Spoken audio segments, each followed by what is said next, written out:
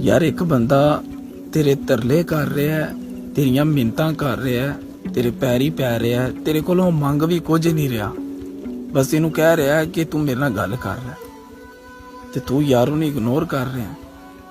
तू ओदे text pending ते रखे हुए ने, तू उन्हें अजियत दे रहा है।